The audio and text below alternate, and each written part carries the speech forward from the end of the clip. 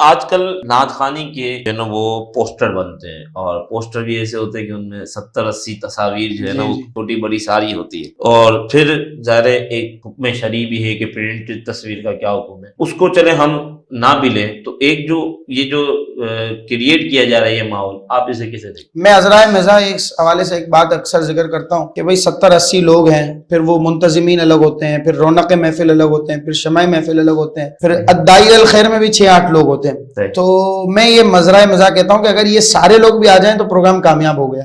तो ये एक है, वो तो खैर अजराए मज़ा कहता हूँ। लेकिन आमतौर पर पोस्टर के हवाले से चलें, आप उसको बात को ना भी लें, प्रिंटेड तस्वीर, लेकिन सुकम तो है ना, आप राय जिसको कर रहे हैं, अगर बिल फर्ज किसी ने इसको जायज भी कहा है तो ये आपको याद होगा शायद 90s का दौर अगर आपने देखा है तो उसमें ये होता कि स्टेज शोज के जो पोस्टर बनते थे वो इसी अंदाज के बनते थे, और अब वो मसाजिद के गेट पर इस अंदाज के पोस्टर लगे होते। तो मैं इसको पसंद नहीं करता और इससे बचना चाहिए, इवन बल्कि तस्वीर के बगैर ही देना चाहिए, जरूरत नहीं है। मैंने अभी रिसेंटली फैसलाबाद में एक जगह एक साथी को कहा कि तस्वीर की हाजत ना हो तो ना लगाएं, तो कहते हैं कि पता नहीं चलता कि आप कौन से बिलाल है, क्योंकि बिलाल भी 3-4 हैं। तो मैंने कहा यार ये तो इस बात का ये रीजन तो नहीं पेश करें, खैर जिसे आना होगा तो वो आ जाएगा, उसके लिए तस्वीर हाजत नहीं बनती। तो बहरहाल इससे बचना चाहिए।